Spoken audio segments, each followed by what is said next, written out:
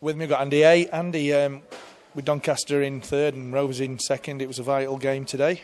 Yeah, it was, and in the end with the draw, it gives us 2 points each. Doesn't really change our league position or theirs, but disappointed really with sort of some of our efforts in the first half, which I thought we fixed up in the second half and gave ourselves a real good chance. But our defence was outstanding in that second half, and we took a lot of pressure on our own line and handled it really well.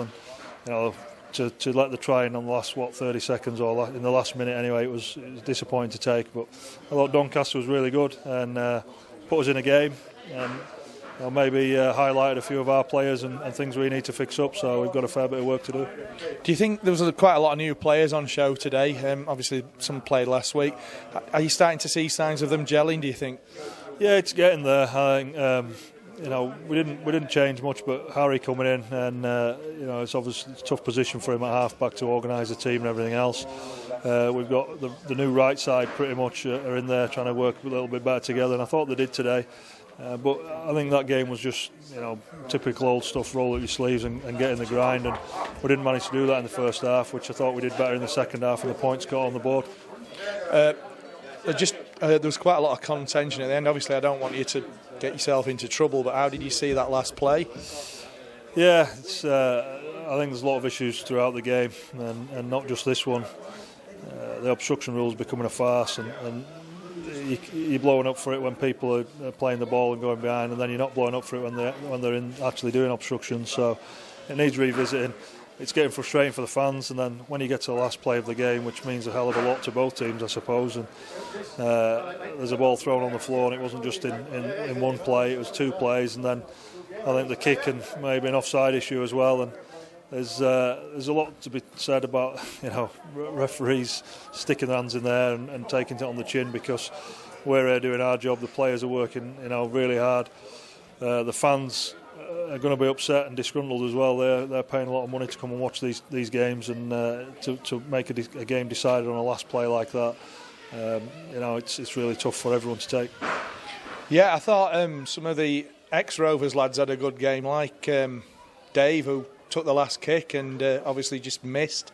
Liam Wellham had a good game, obviously, but I think one of the decisive factors, especially in the Championship, is having an old man who can take you around field like Cookie does. What are your views on that, Andy?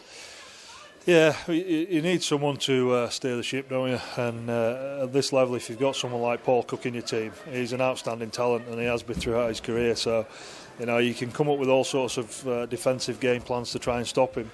And he's outsmarting the players in the opposite defensive team to try and come up with an attacking play for himself. And you could see that on show today. I thought there was some real good defence on him. First half, we maybe didn't get to grips with him quickly enough, but it stands out a mile really. And he's worth his weight in gold for them, and he's done a great job with them, and he's still playing some good football. On a positive note, I don't know if many of the crowd will see it after the last play, but on a positive note, we've actually arrested Doncaster's sort of stranglehold over us, because they're the only team to have actually beaten us on the last two occasions before we played them for 5 years now. All right, okay. I thought first half very disappointed with what we were doing, and we're just trying to force too many balls, and whether it's coming off or not, we're not sticking to what we should be doing, and that's getting in the grind. And you win games by playing teams at the other end of the field, not coming from your own try line all the time.